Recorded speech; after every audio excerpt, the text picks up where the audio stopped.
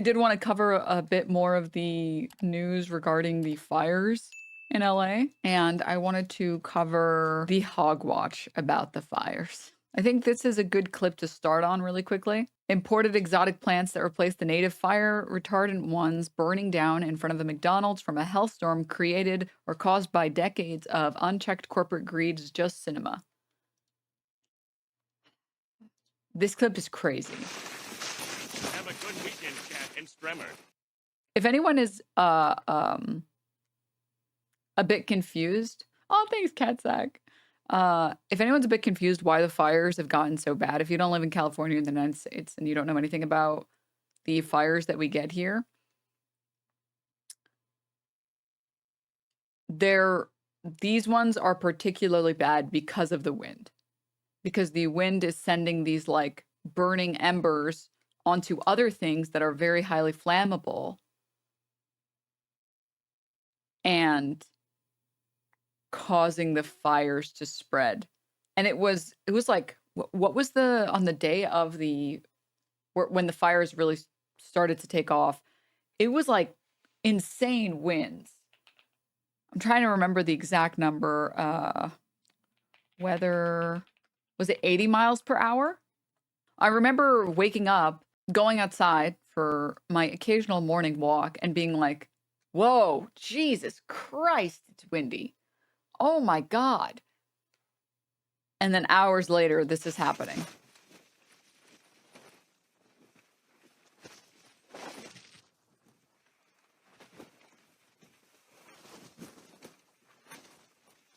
You can imagine why the fires got so bad. And this is a current satellite photo of the Palisades. And just how much they've destroyed.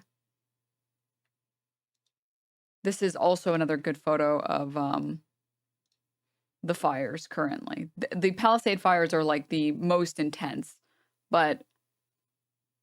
and they're still raging right now because it's impossible to contain a fire this gigantic after the winds that we've seen.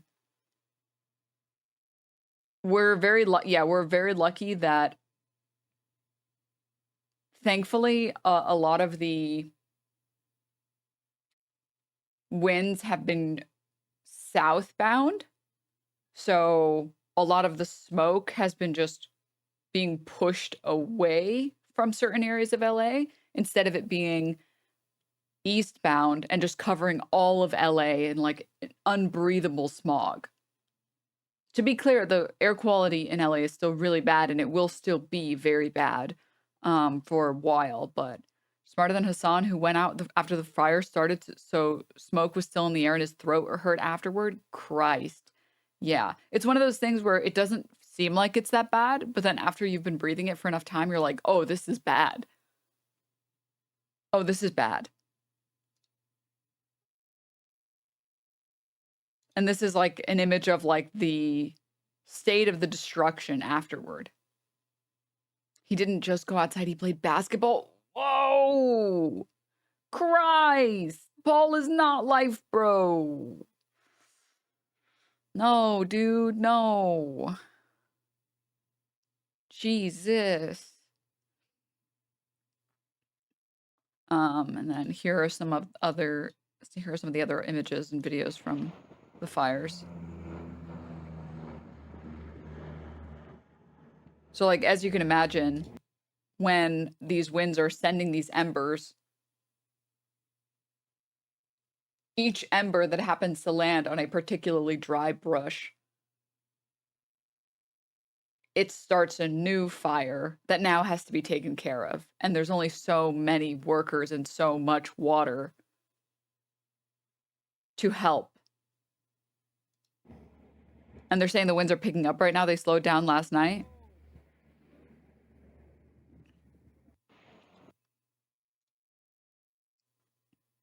A civilian drone damaged that water drop plane. Fucking Christ.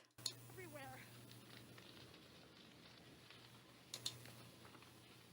Hi there. How many more horses do you have? We have a couple we just let loose over there. We're trying to get as many as we can out. Yeah. Are any homes out there on fire? Honestly, I did not pay attention. I just drove straight to the barn to get my horses out and get the rest of these guys out. We're not just gonna let them burn. I got a bunch out with trailers, and there's a bunch in there still. How many more? We don't know. I don't know. I don't know how many. How many did you let out? We took about 4 of them in trailers, 2 in a different trailer, 3 in another one. So there should be at least maybe 12. About 12.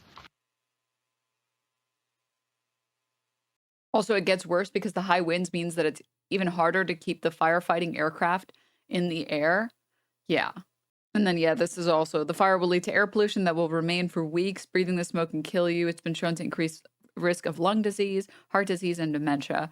And here's like an idea of how bad the air quality is in LA right now. So just because you are not in a directly impacted area that you have to worry about evacuating, which I've been lucky enough to not have to worry about evacuating yet, the air quality is just so bad I don't even want to leave my house. I don't want to leave my house.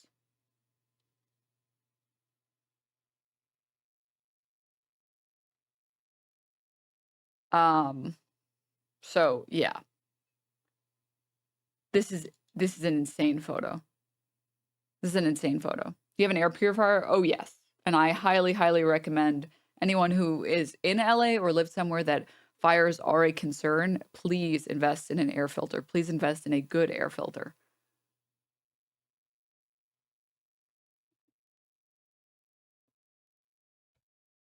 If you are lucky enough that you don't have to commute to work, run your air filter at home, stay indoors, and just, yeah. But this is part of why talking about climate change and why talking about preserving natural ecosystems is important. For anyone who doesn't know, palm trees, as well as a variety of other trees that have been planted in California, are not native to the region. And some people have pointed out that some of the trees that have been planted, specifically the eucalyptus plants that have been planted that are not native to California, are very flammable. And they are causing the fires to get much, much, much worse. You think the people in LA are in the LA area actually believe the news when they say fire coming run instead of the other areas called Florida where people are might actually be harmed from such historic natural disaster? What do you mean? Like, do I think people listen to the evacuation warnings in California? Yes, I do think so. Yeah. You see the Universal Hollywood said that they're reopening today? What is it? Oh, dude. Jesus Christ, dude. West Coast burns frequently, usually more Oregon, Washington, but this is not out of the ordinary for Californians. Yeah. Get back to work. Get back to work, Wagey.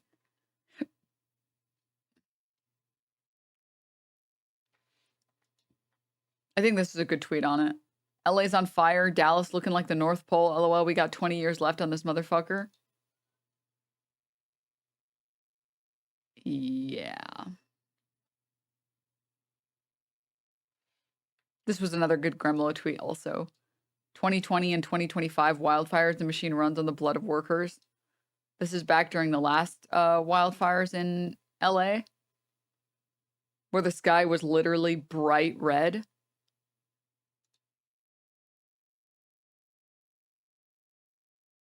And here's one from 2025.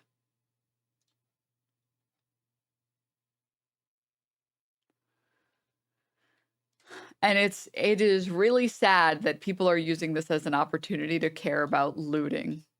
And I saw at least one post on Twitter that has since been taken down showing, as you might have guessed,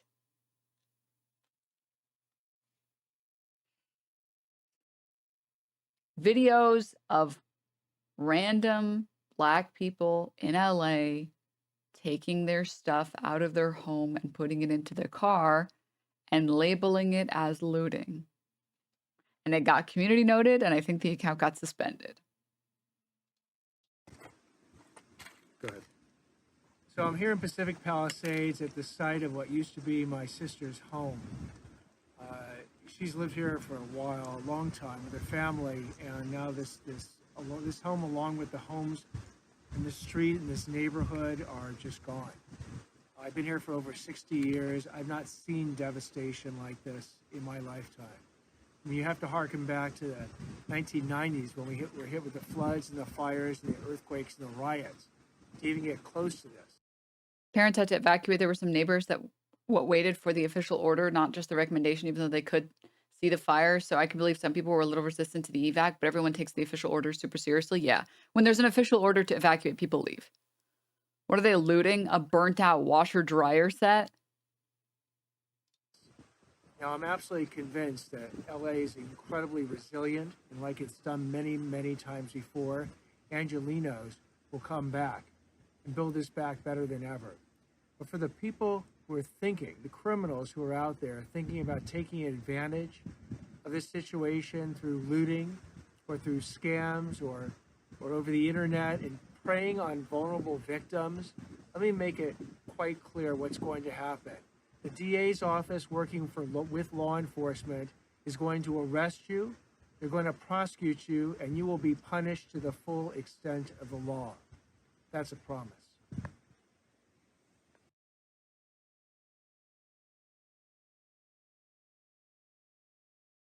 I hate you. Yes, you're right. The most important thing right now, the most important thing to do right now is checks notes to go after looters? Are you fucking kidding me?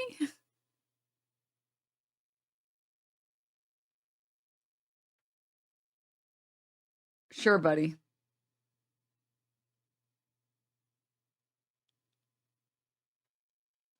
Yeah, okay.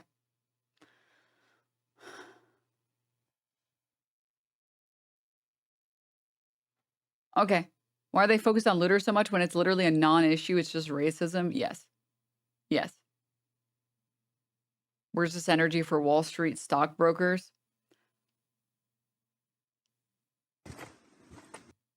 Anyways, yeah.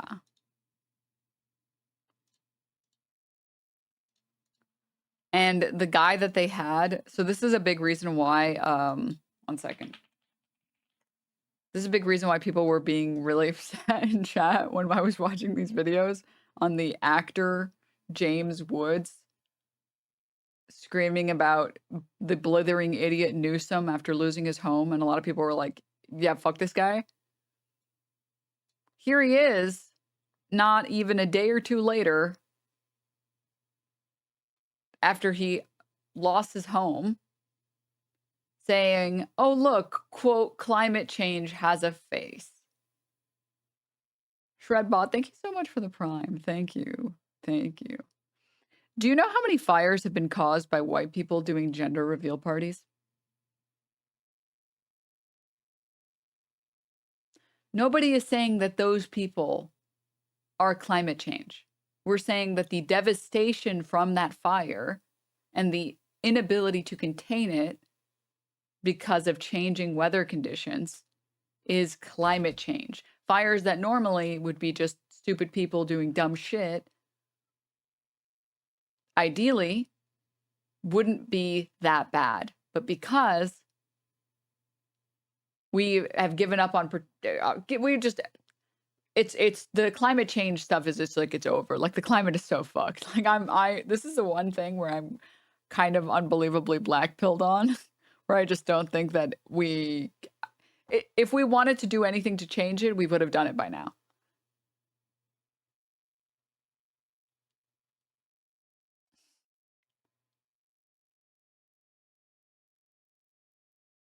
No one is saying that random people starting fires is climate change. People are saying that the devastation of the fires is climate change.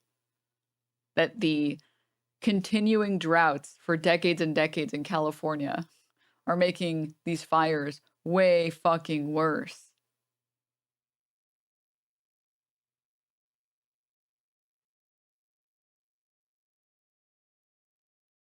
So yeah, here are some more update videos, and then I want to get into the hog watch, and then we will do the Ethan Klein stuff. And then maybe chat, maybe we will play some Marvel Rivals. Maybe we'll insta-log Invisible Woman. Well, we want to give you an update on the California wildfires. There are now at least 5 burning around Los Angeles. The latest one, the Kenneth Fire, sparked just yesterday and quickly exploded to nearly 8,000 acres. 400,000 people are still under evacuation orders or warnings, and nearly 10,000 homes and buildings have been burned to the ground. At least 10 people are dead, but that number is expected to rise. At one point, we'll be able to do a more thorough search of these impacted areas. Some of them look like a bomb was dropped in them, where we will be able to bring in canines and other things to help us hopefully not discover too many fatalities. That's our prayer. But this is a crisis, and we don't know what to expect, but we're ready for everything.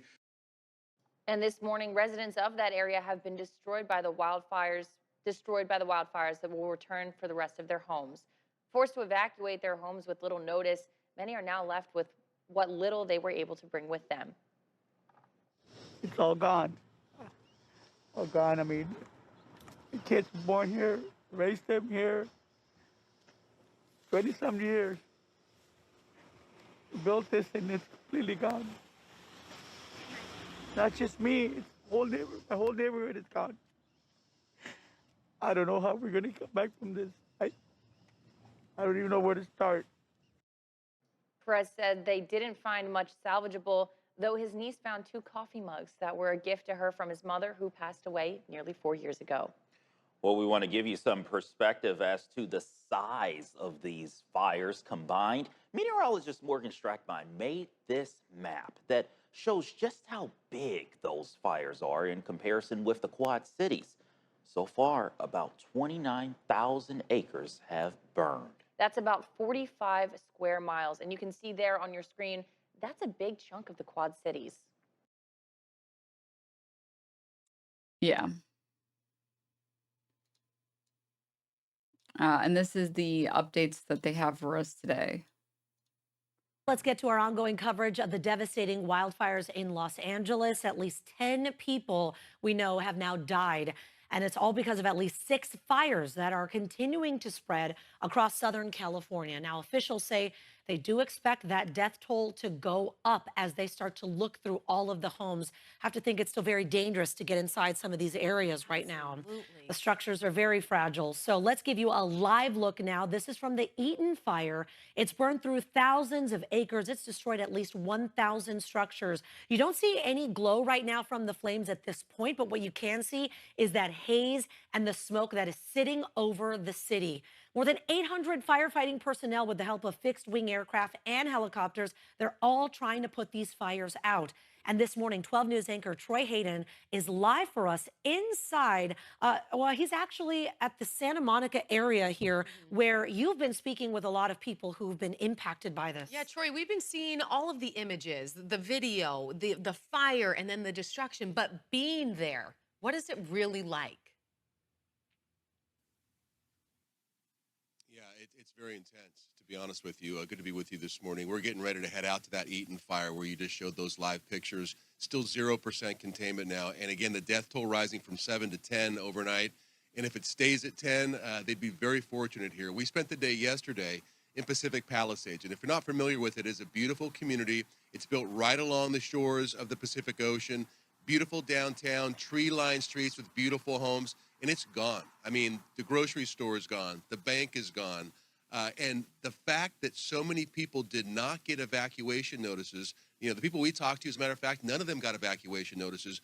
They looked up and saw the smoke. They saw the flames coming over, and they got themselves out. So let's start with showing you what we saw yesterday.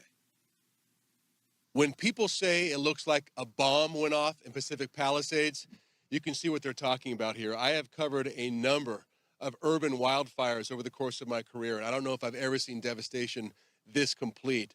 You can see everything that's not stone or metal has basically disintegrated, been incinerated by the heat of this fire. We walked around and got a look at a bit of the neighborhood earlier today. One thing we do see just outside of Pacific Palisades is this: a long line of cars, worried residents wanting to check on their homes, to get back into the Palisades to see if their homes are still standing, get past this area here. Unfortunately, for most of them, depending on where they live, the news is not going to be good. The Ralphs is gone, the Gelsons is gone, the library's gone. You know, 2/3 of the town is gone, and every other home has been destroyed. And maybe the toughest thing you see here, residents who have been able to come back to their homes, and they're sifting through them trying to find anything they can, anything of value that may have survived these fires. One of the big dangers here in this devastated Palisades neighborhood, power lines. You can see this one is just dangling, and it's not just the lines themselves, it's the power poles. We're going to stay back a bit, but if you look closely at the bottom, you can see it's charged. They think possibly because it's so charred down there and burned, it has been weakened, and these poles could topple over. One of the things we heard a lot was there was a lack of water pressure up in this area when the fire was raging, and you can see. Like, here's some photos of these areas before and after the fires. One of the shops that has shown up in like these videos. Here it is before. Here it is after. Or like random streets of random shops before and after. Like it's just like entire neighborhoods, just everything is gone. This looks to be a water softener that's still leaking water, and you have to imagine dozens, maybe hundreds of leaks like this all throughout this neighborhood contributing to that low water pressure. And you can really see the heat of the fire that came through here. Believe it or not, this is a Tesla, or was a Tesla. Anything that's not metal has just been vaporized. Even the rubber on the tires completely gone, all the cloth on the seats. So this fire moved here with ferocity. In an attempt to cut through a really dark story. Are we sure that didn't just happen to the Tesla on its own? Because I kind of believe that the Tesla just did that by itself. Okay. I'm going to be honest. I do think that might have just been the Tesla just existing. Let's just be real.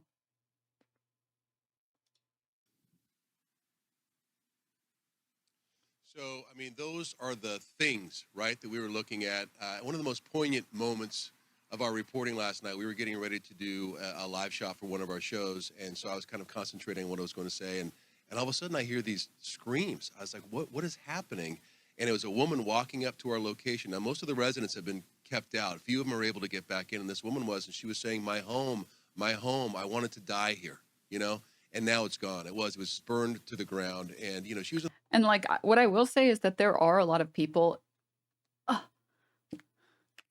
who live in LA who are Storage. rich fucks and total pieces of shit, like James Woods, who uses his fucking platform to deny climate change after losing his fucking house in a fire. And I do think it's right to make fun of those people and insult those people. Or like, I don't think you have to feel bad about insulting someone like James Wood for making such a stupid fucking post. But there are a lot of people in LA who have lived in LA for decades and decades, and LA is not so different from a lot of other places in the United States where homes used to be reasonably affordable. That there are people who bought their homes decades ago, and their homes happen to have increased in value just because, you know, land in general has increased in value, and they've lost everything, but they don't have the finances to buy that home. Like, they don't have the ability to ever rebuy a home.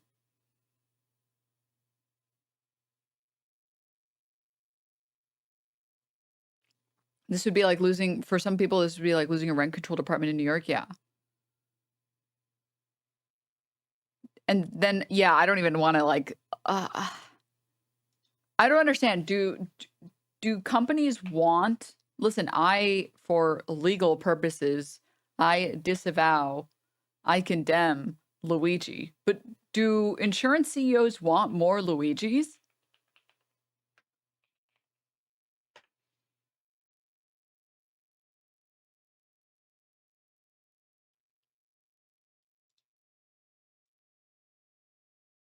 California insurance crisis, list of carriers that have fled or reduced coverage in the state. The wildfires ravaging SoCal are expected to add further fuel to the state's ongoing insurance crisis as residents' options for property coverage continue to dwindle or even disappear. Several insurance companies have either fled California, stopped writing new policies, or otherwise reduced their exposure in the Golden State, citing, quote, business risks amid rising replacement costs and inability to adequately raise premiums. And a lot of these places announced last year or just a few months ago that they were no longer going to be covering fire damage in their insurance policy. And there's a lot of people now that are checking their insurance policy and realizing that they are not getting anything for all the money that they just paid into their insurance policy.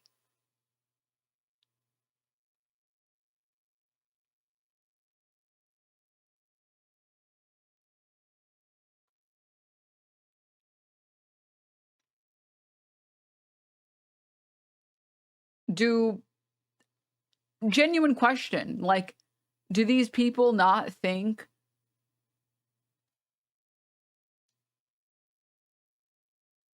that these conditions are not acceptable for the average American?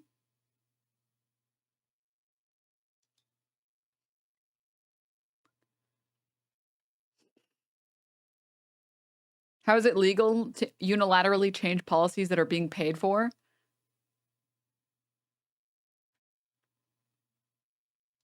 An older woman, so you wonder, how, when you talk about rebuilding, it's one thing to rebuild one house, but how do you rebuild, 10,000 houses? What is that effort going to be? How long is it going to take? Where are these people going to go in the meantime? This is not a. Also, this doesn't talk about first of all, there are a lot of people who have homes that are not Palisades. Let me talk about a couple things. First of all, a lot of these areas are wealthy areas where a lot of these people will recover and they will be fine, but not all of the people in all of these areas will recover. That there are some people in some of these areas that could not buy a home today. And now that their property is destroyed, will not be able to buy a home. Have you guys ever, maybe for people who've been to larger cities, have you guys ever seen sort of like the Up movie in real life?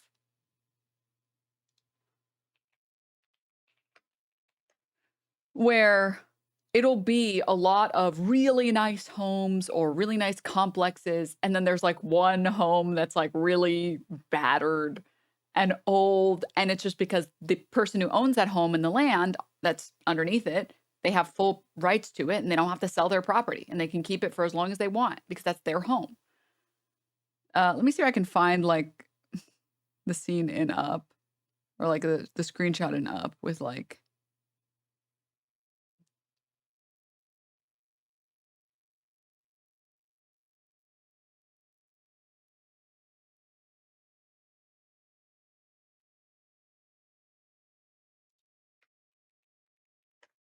One sec. I don't remember if this is like the story, or sorry, I don't remember if this is actually the house that Up is based on in real life, or if this just is a very similar case of this happening. Real life Up house, where these people who own this property, they own this plot of land. They are allowed to do with it what they want. They don't have to sell it. And a major company wanted to build some high rises, and they tried desperately to buy this property, and this person refused to buy it, or sorry, refused to sell. So they get to keep their house. Build around me, bitch. Yeah. Yeah. Precisely. House looks like it's from the 70s. Yeah. Oh my God. Benign Burger. Thank you so much for the 20 gift subs. What the hell? Thank you. Thank you so much. Also, Gatsby, thank you for the 37 months. Mint Medium, thank you for the 12 months. Sansa, thank you for the Prime. Andy, thank you for the 5. Shred, thank you for the Prime. Catsag, thank you for the 3. Steph, thank you for the 4. Volatile Com, thank you for the 5 gifts of also. I don't know if I said thank you. Leon, thank you for the 12. Natalie, thank you for the 14. Bamori, thank you for the Prime. Thank you. Thank you guys. Sorry if I've missed any other ones. anyways, yeah, this is like a real thing that happens in a lot of major cities. And anyone who's been to a major city, at the very least in the US, you'll know that this is real. This actually happens. And there's a lot of people who just they don't want to sell their house, which is it's their right to do so, right? It's their right to not want to sell their house. Even if this company is willing to pay way over market value for it, it's your house. You grew up with it. It's your memories. You don't want to fucking move. I respect it. Also,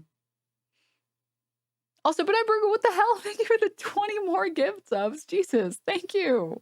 Thank you, thank you, thank you so much. I really appreciate it. Thank you.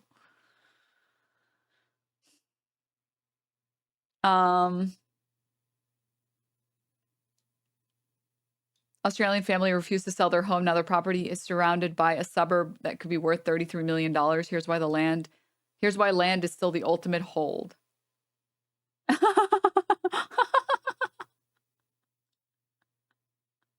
This image is so funny. This is the most chat shit. Eminent domain has entered the chat. Well, eminent domain is just on like government buildings, right? A corporation can't claim eminent domain unless there have been very rare exceptions that I'm not aware of. A company can't just be like, yeah, it's mine now. Yet. Yet.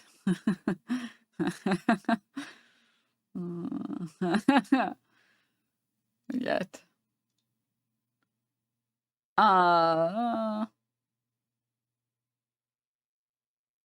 This is funny as fuck. China, after this woman refused to move, authorities built a highway around her house. For 10 years, they tried to change her mind without success. Authorities therefore authorized closing her house in the middle of the tracks.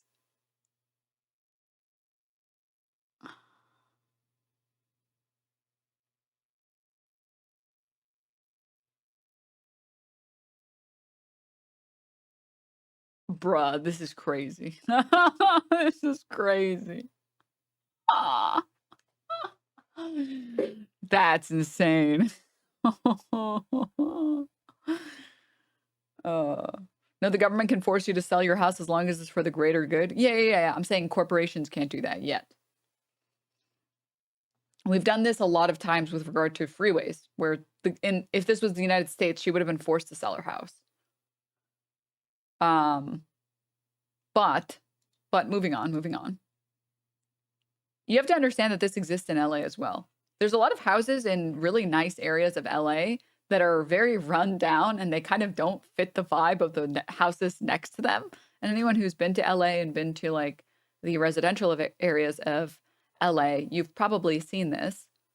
But it's also true of a lot of different major cities where it'll be like a really nice house, really nice house, and then like a very run down-ish house where like the yard is totally not taken care of. The tree hasn't been trimmed in like 5 decades. Like the door is like creaky and like it looks like shit. The gate is like rusting. You're like, huh, okay. And then a really nice house next to it and a really nice house. Very common here in Denver. Yeah, and I mean, it's because, you know, you have the right to, yeah, nice house, fuck you, I won't sell, nice house. So there are a lot of people like that currently who are losing their homes in these fires as well. And they have no way of like picking their life back up. Sorry, I'm going to address this one more time because I think people keep trying to explain to me eminent domain. I know what eminent domain is for the 100th time. Yes, the government can buy your land at fair value. I've worked in real estate and appraisal. I'm aware about this concept. I think everybody else also here is aware about it. And it's also eminent, E-M-I-N-E-N-T. And if it's for a government project, they're allowed to buy your property for, quote, fair value and build whatever they want on top of it. A company wanting to build a high-rise, they don't have the same authority. There are a lot of people who live in neighborhoods that get bought out by major companies, by major real estate companies that want to build a bunch of expensive homes and resell them because it's like got new furnishings or whatever. There's a lot of people. Why does my thing keep stop? There's a lot of people in LA who live in these homes, who inherit these homes or bought these homes in like the 60s or 70s. And a major corporation said, hey, we'll give you like way above asking price so we can profit off of this property and this land. And they just say no because you don't have to sell your house to a company that wants to flip it. Oh, thank you for the link, Traco. Thank you. Yes, this is 15 charming up household holdout houses resisting peer pressure in Chicago. Yes, this is what I'm talking about.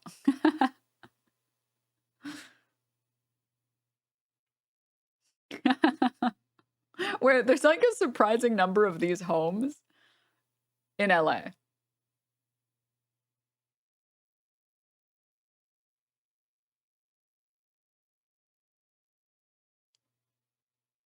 So like, all I'm saying is don't make generalizations when you talk about the fires and the people who lose their homes in these fires. Because not everybody is just like a rich person that is going to be able to just fix their life after losing their home. And some of the people who are losing their home or have suffered significant damage, because even the people whose homes are just being slightly burned or slightly torched, that's a lot of money to fix that. And some of the people who have these homes, they don't have a way to fix that. They don't have millions of dollars that they're sitting on. And that's not even talking about the fact that people are losing like loved ones and they're losing pets and they're losing like irreplaceable items like keepsakes or gifts or anything of that fashion.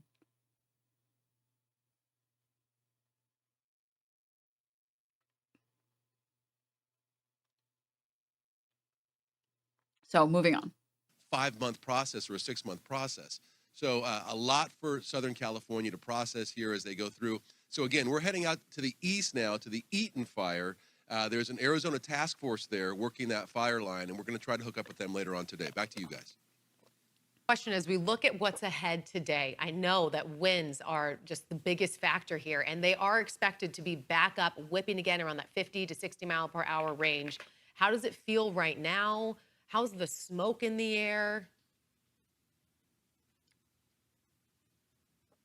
Yeah, the smoke is rough, I'll be honest with you. You see a lot of reporters wearing masks. It's hard for me to report in a mask, but you know, it wasn't as bad as it was maybe 2 days ago. We got very fortunate yesterday with the winds. They were very calm where we were. We were right along the coast all day yesterday. Didn't really feel much wind, but yes, as you said, they are expected to have these gusts again. And if that happens, I mean, with 0% containment, yeah. And you know how LA is. It's not like Phoenix. In Phoenix, you drive past Camelback Mountain, and it's a big, beautiful mountain, but it's, you know, it's mostly rock. There's a couple of shrubs on it here and there. These hillsides in California are covered in brush and trees, and they're tinder dry. They haven't gotten rain. It's been as long for them, you know, to get rain as it was us. So everything is dry here, and, you know, it just takes one cigarette butt. It takes one spark from, you know, a welder or something to touch off these fires. And by the way, one of the fires yesterday that started near Calabasas, you know, made famous by the Kardashians, they've arrested somebody for arson in that. So not only do you have these natural conditions, you got people out here trying to start fires.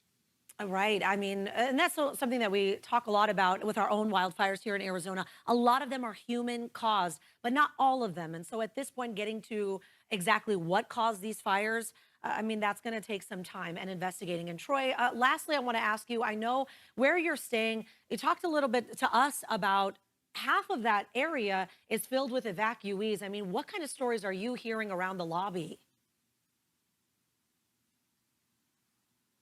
Yeah, it was strange because we came in and checked into the hotel, and I looked around, and it's a nice hotel, and I noticed there are a bunch of like people that look, I don't want to say disheveled, but like they've been through it. And so as we were editing one of our stories, a guy next to us says, yeah, were you down on this street? And I said, oh yeah, I was down on this street. You know, and they're all just in a bit of shock. And then behind me, King Rats, Raps, thank you so much for the 12 months. Thank you. Obsidian, thank you for the 3 months. There was another conversation. Yeah, I'm getting calls. Also, yeah, clear and obvious metaphor for capitalism as a whole. Precious things lost forever. All homeowners are screwed over from insurance companies because, of course, they did. It's better for business. From everybody wondering if I'm okay, and I'm just trying to get through this, you know. And then I walk down another hallway, and there's little kids running around like playing ball in the hallway, and you can tell they're displaced. And again, the thing in my mind is, I mean, like I said, just think about it. It's one thing to be forced out of your home for, you know, a week, and you're able to come back. But if your home is gone, if your neighborhood is gone, if your town is gone, you know, what do? Do you just try to start all over again? Do you try to rebuild that area? So the enormity of that, I think, is still sinking in for a lot of these people. Enormity, that's the word, because it's an entire town, at least when we're speaking about the Pacific Palisades. Okay, you're heading over to the Eaton Fire. We're going to get an update from you in the next little bit. Troy, we cannot thank you enough for your reporting and being over there for us. Yeah, be safe out there. Again, he's going to be live for us again in our next half hour. We'll continue our coverage of the California wildfires on air and online, though, throughout the day. So you can stream our wildfire coverage right now if you head over to 12. Yeah. No, dude. No, dude. It's good. It's good. It's good. It's all good. Capitalism working well. It's good. It's good.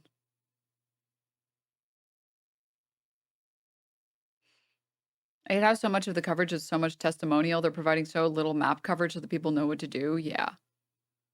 Yeah. And the like even just like looking it up, the information online is not immediately easily available, which is insane.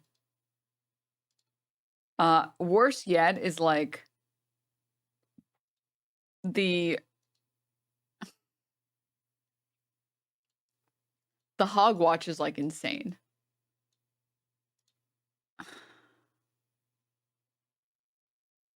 This tweet came out from really good Twitter page, More Perfect Union. And it says, one billionaire couple owns almost all of the water in California. In 1994, the Resnicks secretly seized control of California's public water supply. Now their companies use 150 billion gallons every year while working class people suffer under drought conditions. And then Anna Kasparin replied, let's watch the original video. While 40 million Californians suffer through unprecedented drought, one billionaire couple owns a massive share of the state's water system, seized in a series of secretive meetings 2 decades ago. That system was largely paid for by the very taxpayers whose water these billionaires hold hostage. Urban water systems are desperate for water, but in 2023, they'll receive just 5% of what they requested from the state. The Resnicks are the biggest farmers in California. As of 2007, they owned 4 San Francisco's worth of farmland. And nearly half of Americans buy at least one of their products. Their pistachios, their pomegranate juice, their mandarins, their flowers. It's all under one massive umbrella, the Wonderful Company, a privately owned company worth at least $5 billion. The majority owners, the Resnicks, are worth at least $8 billion. How were they able to take over such a large percentage of what should be a shared public resource? This is The Classroom from More Perfect Union, and today we're looking at how the Resnicks got rich. Linda is a former child actress, the daughter of Jack Harris, a successful movie distributor of the 1950s, most well known for The Blob. Starring Steve McQueen and a cast of exciting young people. At 19, she founded her own advertising agency. Stewart was born to a middle-class New Jersey family and started his first business, a janitorial service, in grad school. He eventually acquired American Protection Services, a burglar alarm and security company. Linda approached him about marketing services for the company, and they hit it off, not knowing that one day they'd work together to take over California's water. The lovebirds became business partners. They bought Teleflora, the flower delivery company, and the Franklin Mint, purveyors of inane little tchotchkes. Linda was the marketing person, and Stewart was in charge of business. As Linda told the LA Times in 1993, I've always said that Stewart and I together make one perfect person, like little salt and pepper shakers.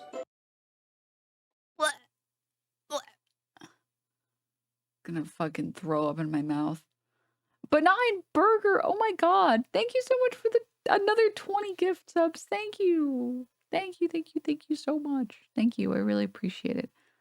I also just want to take an opportunity to say thank you for all of the people who sub or prime sub or gift sub and support the channel because it lets me do this show that I love to do.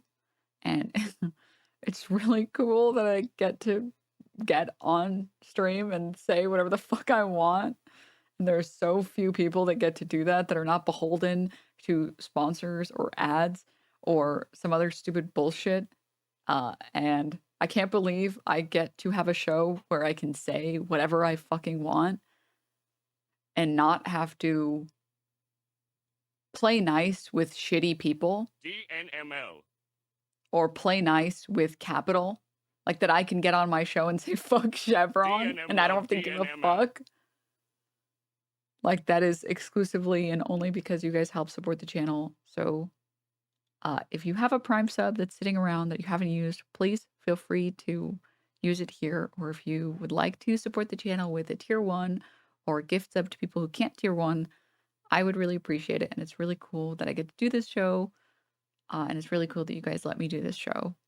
So shout out to you guys. Thank you. Thank you so much. I really, really appreciate it.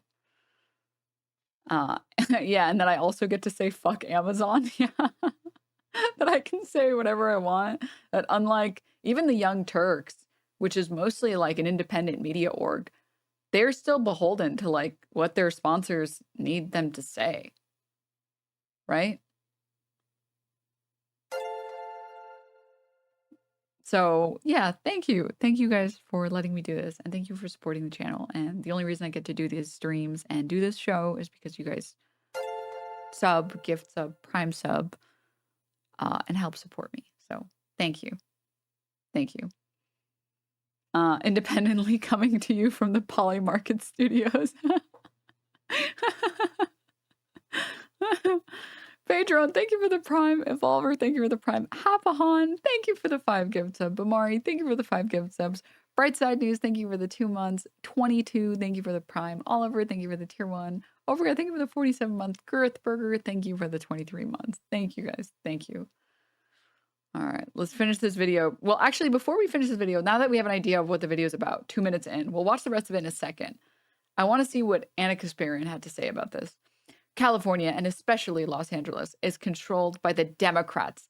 They are responsible. No more passing the buck. Our mayor, who was in Ghana as fires exploded in our city, cut the fire budget by $17 million. Endless amounts of money funneled into bullshit, scammer, homeless nonprofits. We're the highest taxed yet. We have encampments and squalor everywhere. Even worse, we don't have enough firefighters to respond to the absolute disaster we're experiencing right now. Rather than conserve the record rain we got last year, we just drained it into the ocean. We are a failing city run by a sick excuse for local government. You want to radicalize people against modern Democratic Party? Send them to LA.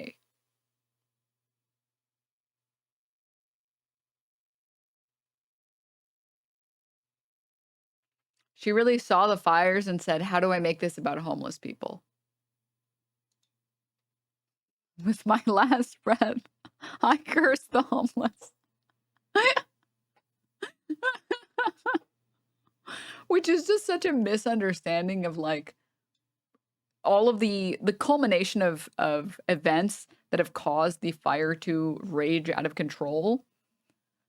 Lance from the Surfs, friend of the channel, posted this infographic that shows the budget in LA and how the money has been spent. And as you can see, yes, this is true. The fire department did get cut. It did receive in 2024-2025 fiscal year, it received budget cuts towards the fire department. They lost, let me find it. They lost $17.6 million. They lost $17 million to budget cuts. And what's that? We spent $126 million on the fucking police? No, for sure. It's just the Democrats. That's why the problem is getting so bad. Yeah, for sure. It can't possibly be that we're just giving the money to the police officers who do jack shit with it except kill people's fucking dogs. They stop crimes? I have to pull this photo up. Wait. You guys will like this one.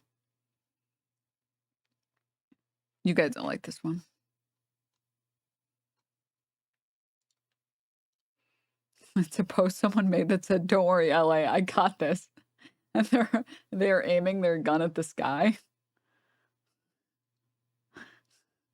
And then it said the LAPD.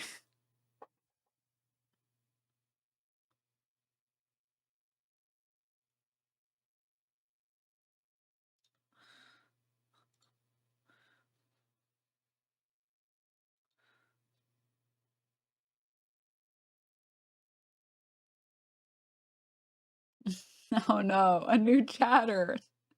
Following since 29 minutes. No. Yeah, the police do So no anyway, I good. started blasting. You can't be serious.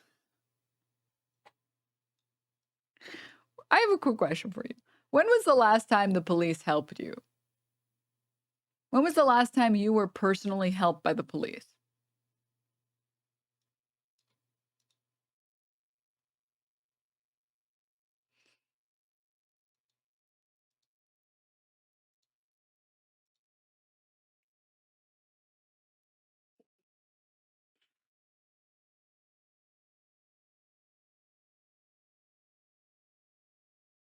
Because what's really weird is I can't remember the last time somebody called the police. I can't remember the last time someone I personally know called the police and the police helped them, but I can think of countless times that the police made people that I know has made their lives more difficult.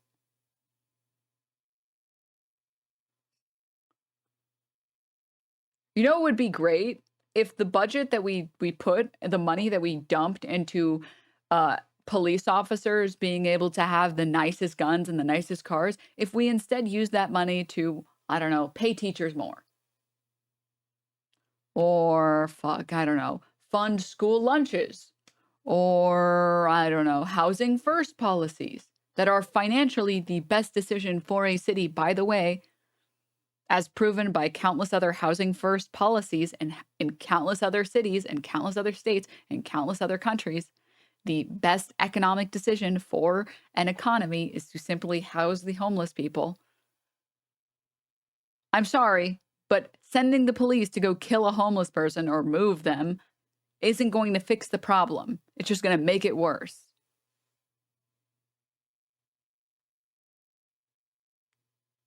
To blame this shit on like homeless people is crazy. But we'll get back to the video. While 40 founded her own industry, agriculture. They got into the pistachio business. Linda said, "We've done more for the pistachio than anyone ever since it was planted in the Garden of Eden. My husband should be canonized for all the work he's done." They started branching into other products. Almonds, pomegranates, citrus, wine, and acquiring more and more land to cover it, including some very important land in Kern County, which granted them water rights in the area. As the Resnicks were building their empire, the state of California was building new water infrastructure with taxpayer money. California's natural water supply is very inconsistent. Vastly differing amounts of rainfall means the state can go from surplus to drought and back very easily. So they build water banks to store water during surpluses to have during droughts. One important storage facility is the Kern Water Bank, started in 1988. The facility was built with hundreds of millions of taxpayer dollars, which could have been a good thing. The people of California would have owned the water.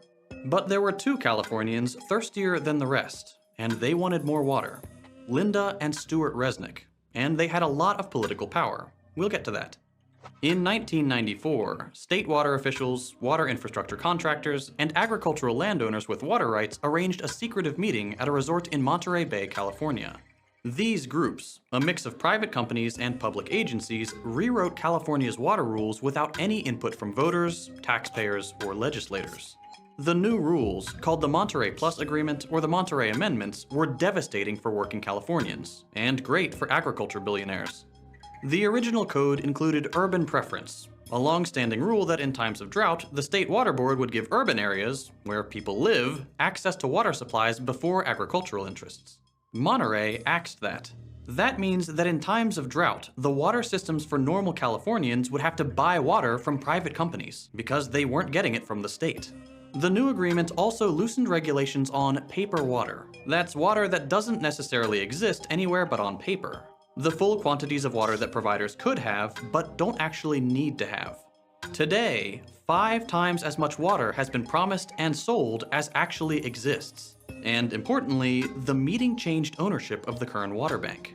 What once belonged to the state was transferred to a few private water contractors, one of which was Westside Mutual, a wholly owned subsidiary of Wonderful Foods.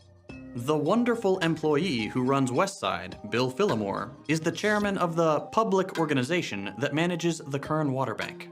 Boom. One secret meeting, and the Resnicks owned nearly 60% of an important California water resource, built with hundreds of millions of dollars in taxpayer money.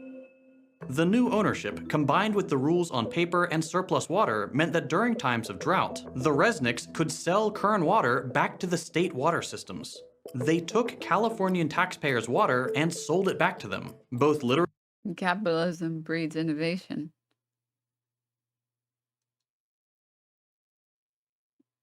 The innovation. Okay, I might be friendly firing and maybe like I'm misunderstanding what you're trying to say, Buggy Momo. Wonder what political party was dominating California at that time. If you're trying to suggest that the Democrats are to blame, I don't know how to explain this, but like you will not find people who like the Democrats here. In fact, you will struggle to find a Californian that isn't a neolib that likes Gavin Newsom. Just because we dislike Republicans more doesn't mean we like Democrats. Unless you meant something different, in which case I apologize, which is what I said initially. And I would love to know what you meant. Like, as far as I'm concerned, Democrats are just neolibs, which are only slightly better than Republicans, whom are very evil.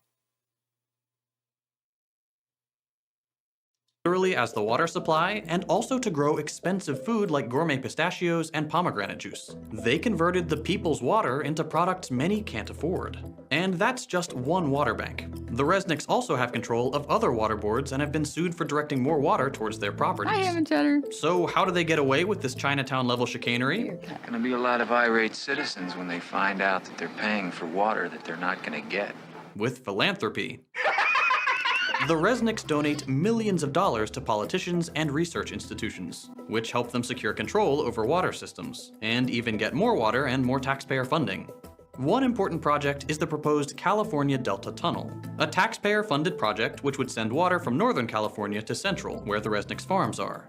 They've spent hundreds of thousands of dollars on state and federal legislation and politicians who support the tunnel project.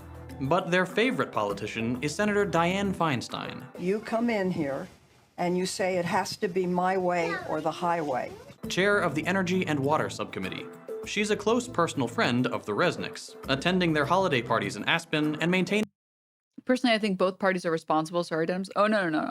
That's why I said, sorry if I'm friendly firing. Yes, both parties are very responsible. The difference between the Republican and the Democratic Party, as far as I'm concerned, is just about, it's the difference between like 90% Hitler and like 110% Hitler. At the end of the day, there is a reason. Oh man, I saw such a good, maybe somebody can find it for me. There was a very good quote tweet of Obama and Trump sitting next to each other during Jimmy Carter's funeral. And it was a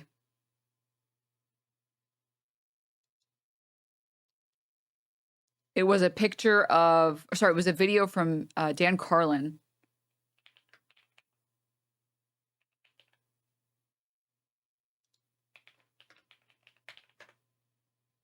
Dan Carlin? No, wait. Not Dan Carlin. What the fuck am I trying to think of? George Carlin. Sorry. Brain fart. It was a video from George Carlin talking about how all of these people are out to get you.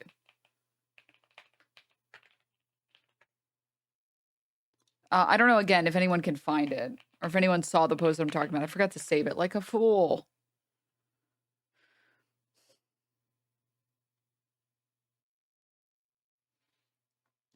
It was this one, but like the quote tweet actually had the original video. It's a big club and you ain't in it. Only difference is that Republicans will be up front on how they're going to fuck you and the Democrats will hide on how they're going to fuck you. Well, the difference is that like Democrats will still pretend to be like socially liberal culturally liberal, and they'll be like, they'll say, yeah, gay people are allowed to work without discrimination as long as we can still exploit your labor. And Republicans will say, well, we want to exploit your labor, and also we hate gay people. That's the primary difference.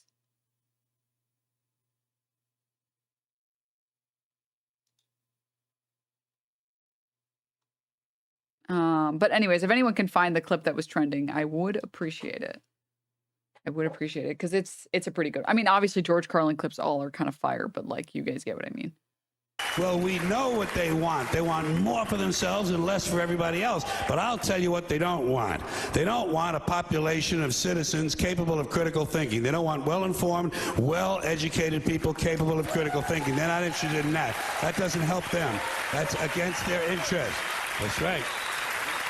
They don't want people who are smart enough to sit around the kitchen table and figure out how badly they're getting fucked by a system that threw them overboard 30 fucking years ago.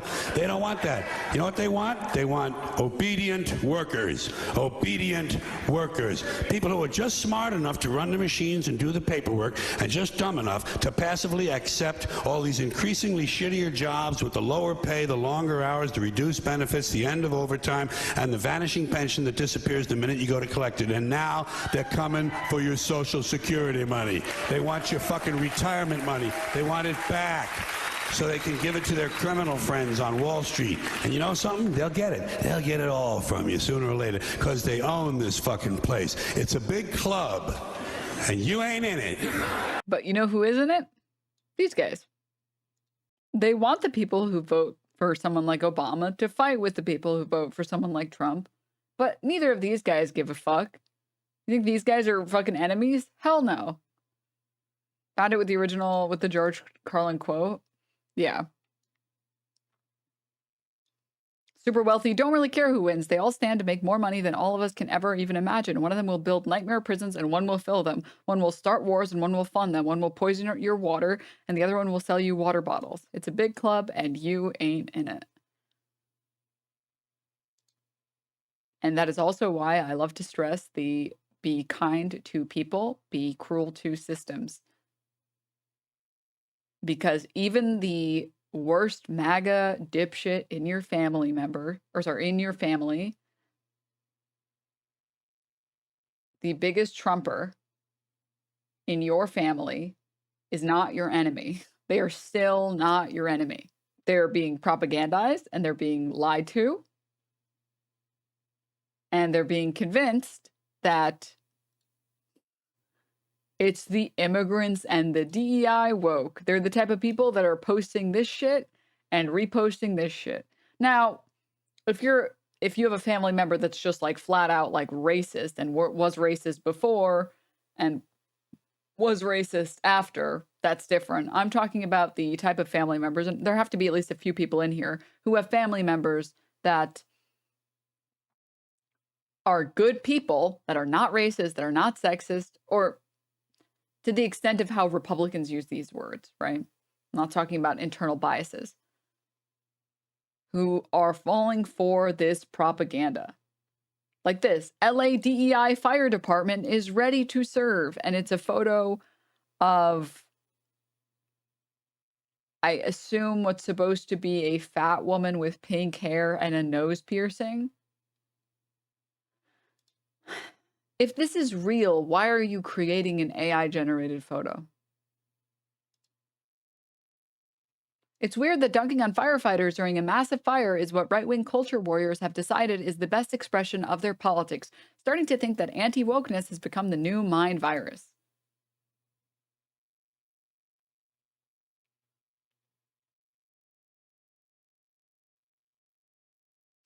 This one's a good one. No one is dunking on firefighters. They're dunking on the politicians wearing the skin suits of firefighters to steal the CA from the CA taxpayer.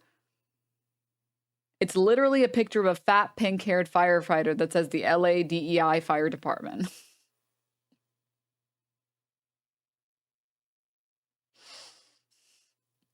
No one is doing this except the person that was quote tweeted doing this. All right. And then you have pieces of shit like Elon Musk.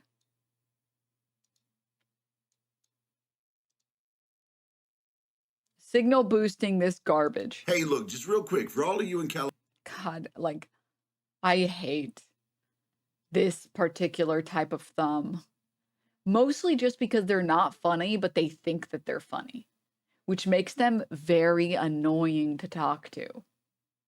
Like, it's the type of person that thinks that they're really cool, but they peaked when they were in high school. So every minute you spend with them, you're trying so hard to not cringe at them existing. And you're like, ah, dude, stop. It's so cringe. Turn it off. Turn it off. California dealing with these wildfires. I want you to know that without Thank you, JD. a doubt, 100%, this is the fault of the Democrats you elected. Because there are 4 actions taken by the Democrats that are directly responsible for why you're enduring this wildfire. I'm sorry, I have to say, famously, right-wingers in power have never had failures in their state. Ted Cruz, Texas. People keep trying to compare Karen Bass leaving to Ghana or for Ghana as being the same as Ted Cruz leaving to go to Cancun, except she was already out of the state before the fires started. And also, she went to Ghana not on a vacation to avoid the fires. She was going to go there beforehand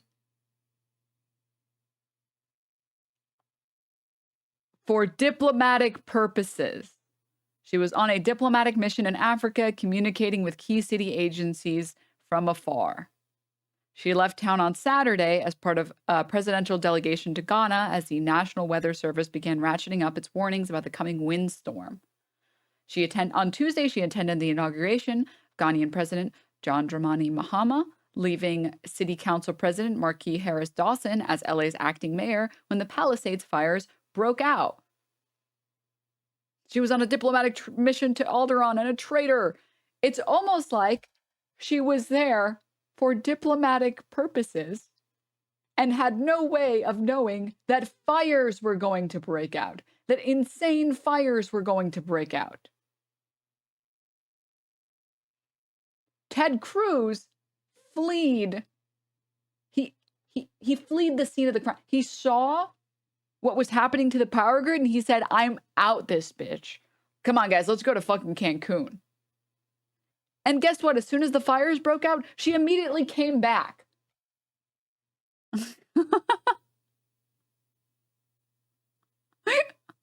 So it's crazy to be like, the Democrats are what caused this. Meanwhile, the Democrat that was in power, which obviously I'm not like the biggest fucking Karen Bass supporter. And obviously I don't think that generally cutting the funding for a fire department in a state that deals with really bad fires is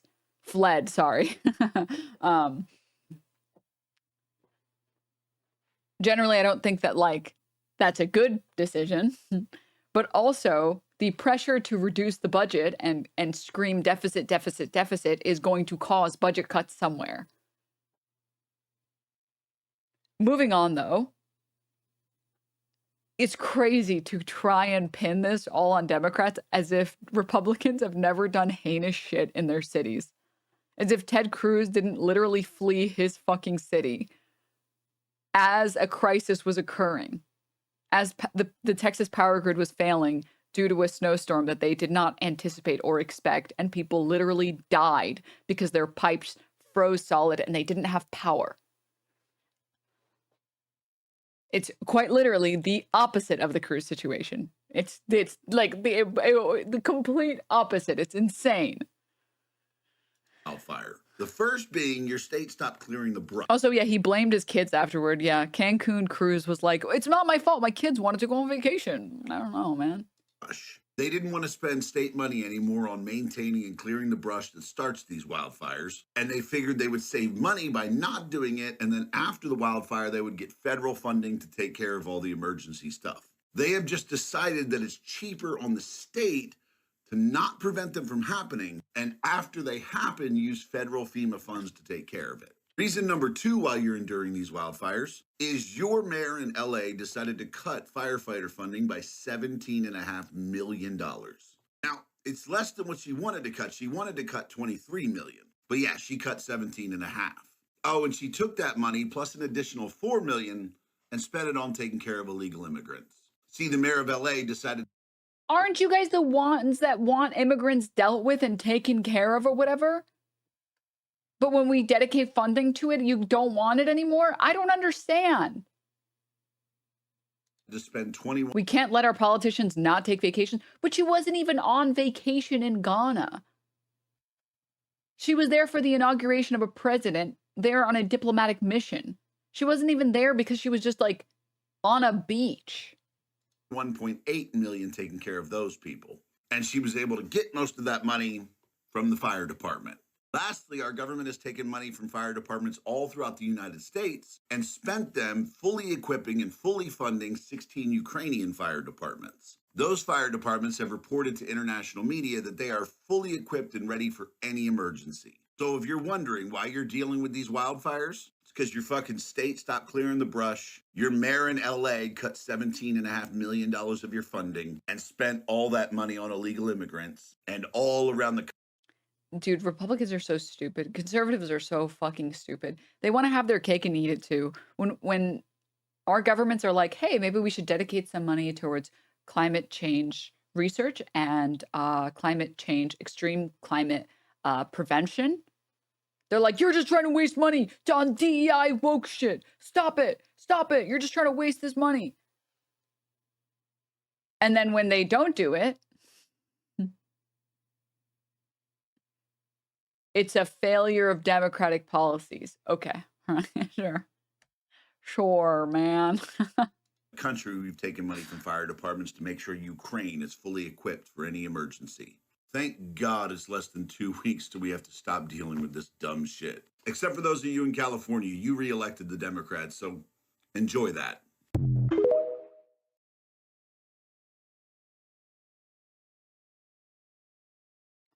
Insane stuff here. Insane stuff happening in MAGA world.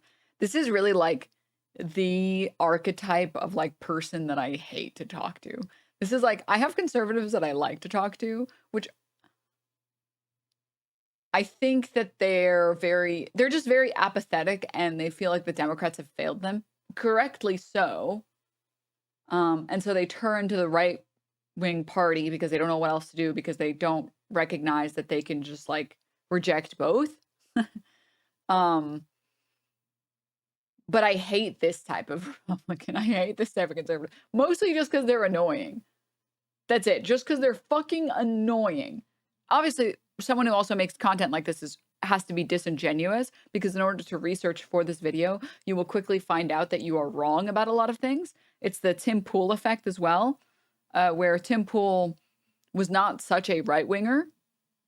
He just saw how much positive reinforcement he got from pushing right-wing narratives, so he started believing in it more and more and more, and he has to actively pretend like the facts are right-leaning even when they're not, because he needs to protect his bottom dollar. Fully funding. Anyways. Anywho.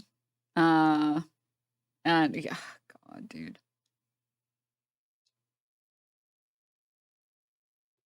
Elon Musk, DEI means people die. And it's him quote tweeting this post saying, quote, do you really think that DEI made the damage from the fires worse? Yeah, I do. DEI was the fire chief's focus, and the department's the city spent, and the department, plus the city spent money on DEI while dangerous brush hadn't been cleared out and the fire hydrants didn't have water. DEI is actually deadly. Can I get like a source on any of these things? I didn't know so many California understanders were logged on. Can I get a source on the dangerous brush and what they think is supposed to happen? These are the small government people, guys. These are the people who say small government, that don't think that the city should be regulating as much shit as it regulates. And also, can you please show me the money that was spent on DEI? Where it was spent? Oh my God. The fire chief literally has over 20 years of experience in a variety of roles in the fire department. She is unbelievably qualified for the position. She, I think, was like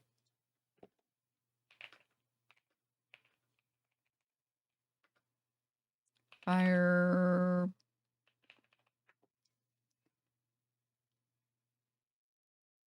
When she took the firefighter exam in the late 1990s, she ranked among the top 50 out of 16,000 applicants.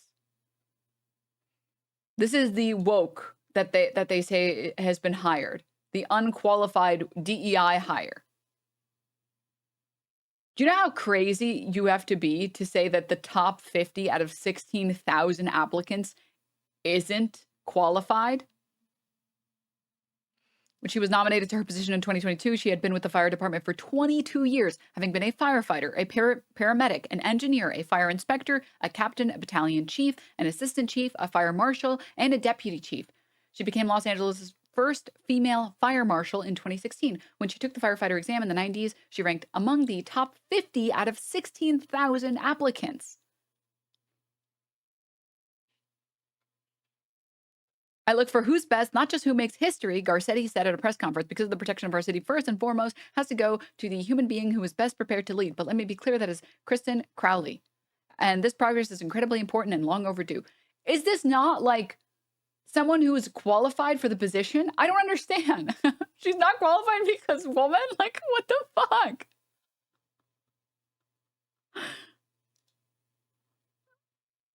But sure, let's see it. Super inspired. She took time out of her Why is this on like already busy schedule to tell us about her vision for the department's future, one that includes a 3-year strategic plan to increase diversity. I would imagine that this is like years ago when she accepted the position. Ask me, well, what number are you looking for? I said, I'm not looking for a number. It's never enough. Out of 3,300 city firefighters, only 115 are women right now. She's already looking at ways to change that. She's quick to point out that doing so has a greater purpose, attracting the best and brightest for the job. They feel included, they feel valued, and they feel part of a cohesive team. The chief also checks another box when it comes to inclusivity and diversity at this department. She's a proud member of the LGBTQ community. That just kind of opens the door of people that thought, wow, I didn't even know that that was an opportunity for me. Super. They sped it up so people won't listen to the words. Yeah. I mean, I can slow it down so that you can listen to it. But this is when, okay, sorry. I gotta control myself. All right. Okay. Let's control myself here for a second. When we're talking about more female hires, when someone who has been in the fire department for 22 years and has served in a complete variety of roles and knows the fire department very well, evidently, I'm sorry, I would trust this woman to save me in a fire. I think I would trust this person over just like some random guy. I think I would trust this person. There actually is a benefit to having a woman who's probably very inundated with the problems that come with being a woman in a predominantly male field.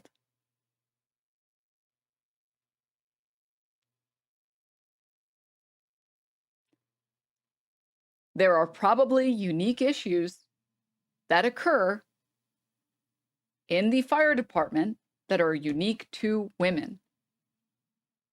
And we know that this is probably the case, considering that it's the case in lots of other things. Women literally died of heart attacks all the time because we only ran like tests and built our baseline around men having heart attacks. We built our baseline. We're like, this is what people look like when they're having a heart attack. Our source, this white guy we found. These multiple white guys we found. All right, we're good. DEI is being like, wait. Wait. We should probably make sure that this is also true for women and that there isn't any blind spot that we have. I wouldn't be surprised if like maybe fire department equipment needs to be changed or adjusted if a woman is wearing it or if a man is wearing it. If it needs to be fitted differently, as like one random fucking example.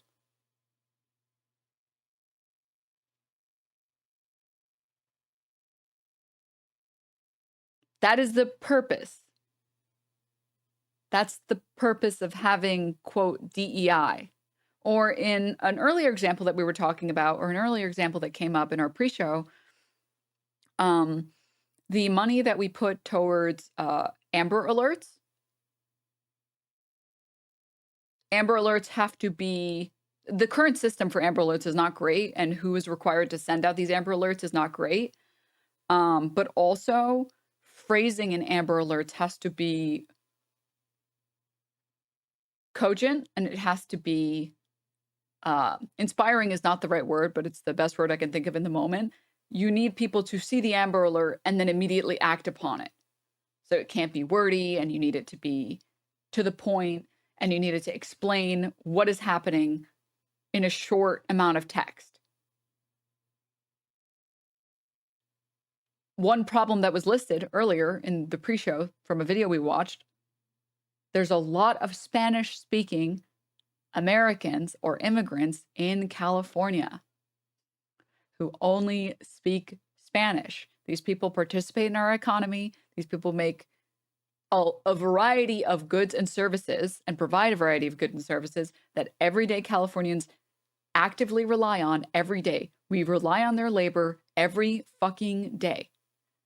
And these people who do not speak English or do not read and write English easily or as quickly or at all in general shouldn't have to fucking die in fires. We should be able to hire one Spanish speaker that can send out an Amber Alert in English and in Spanish. I know it's crazy, but like, if you pay taxes like everybody else, and you are a vast majority of our population that we rely on every day for labor, you should get Amber Alerts that make sense in Spanish that aren't being put through fucking Google Translate. And if that means we have to pay a couple $1,000s to get like a couple English majors to write a good Amber Alert, I'm fine with that if it means we get to save lives. Also, even if you do speak English, hearing urgent messages in your first language is going to be more effective. 100%. I mean, anyone here who speaks 2 languages, I'm sure you know very well. Reading or writing in your second language is not as easy. Like, I can understand a decent amount of Arabic, and if you drop me in a majority Arab-speaking country, I would get by. I'm going to miss a lot of words, and like, depending on the Arab country and the dialect, I might struggle a little bit, but I can, you know, I can manage. I don't practice my Arabic enough, which is why it's so bad, but it is a second language that I can understand. I can't speak it as well as I can listen to it, but that's probably true of most immigrants and like immigrant children in the United States that speak a second language. If you had to make me look at or listen to or read an Amber Alert in Arabic, I would be struggling. I would be struggling, okay? All right? I would want the Amber Alert, this important message telling me to evacuate, to be in my native language. Have you ever read Uncultured? It talks about the benefits of women joining the army and combat specifically. Women spot so many things that the men miss, and it actually saves lives. Many men in combat were so excited when women were able to join because it saved lives. I imagine the same logic would transfer to women in firefighting. I mean, this is also like, I'm just spitballing here, okay? I don't know anything about firefighting. I stay home and play video games, all right? That's what I do. But I imagine there are things that I would be able to think of in an emergency because of my lived experiences that maybe a lot of other men wouldn't be able to think about, or it wouldn't be their first thought. So like where someone might hide in a fire. I don't know if there is a difference. I don't know if in fires, do little girls and little boys hide in different places? It's possible. It's very possible. I don't know, right? Because, like, I don't have that lived experience, and I'm also not a firefighter, and I also don't do that for work, and also I don't have kids, and also all these other variety of things. It is good to have other opinions on the off chance that you have missed anything important. Oh, this also is true, yeah. Former firefighter here, some of my best crewmates were women. Some of the small ones could go in places I couldn't, and they had unique techniques to do heavy lifting, like pulling hose bundles. This is actually very true, too. This is actually very, very true. I didn't even think about the fact that, like, since on average, most women are going to be shorter and smaller than men, you probably could fit into smaller areas. And when a building is currently actively collapsing because of a fucking fire, you probably would appreciate someone who can get into a small crevice to save like a kid. No, Denims. Men go out there and fight the fire with their fists. Yeah. Women can't do that. They can't do that. Tactical smallness, yeah. Fire fisters. The Human Torch's gay lover. call them the fire fister. Stop. All right, I'm done. I'm sorry.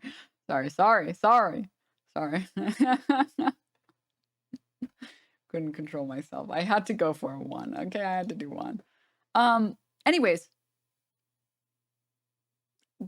talking way over time here. Not that there's a timer, but like, there is value in having, and again, DEI, that's the goal of DEI. There's value in having diversity in any particular field, because there are going to be issues and there are going to be pitfalls that you will not know of or be able to recognize because you don't have those lived experiences.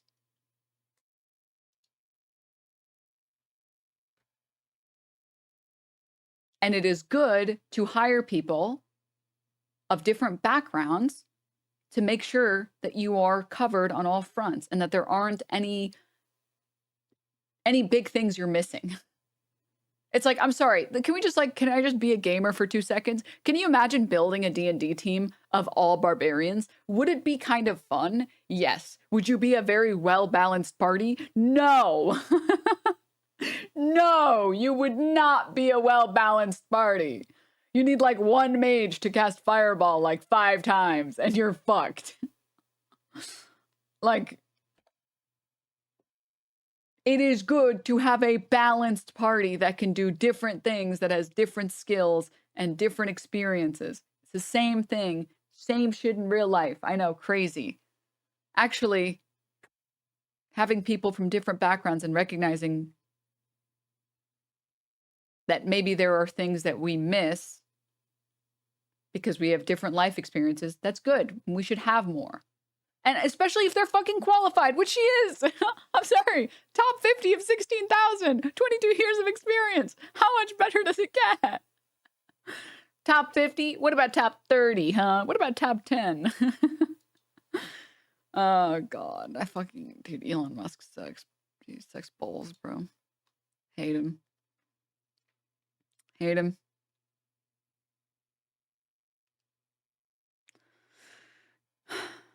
Hate him. Blech. All rogue party. No, we're balanced. It's okay. All druid party. Okay, a druid party would actually probably go crazy. Actually, it would go crazy. Wait. An all cleric party actually might go insane.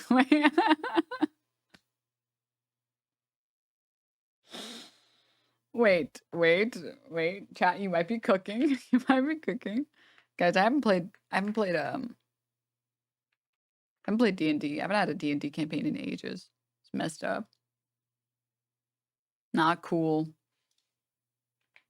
All bard party gets wiped out by an STD. Stop. Stop. Seek help. Seek help.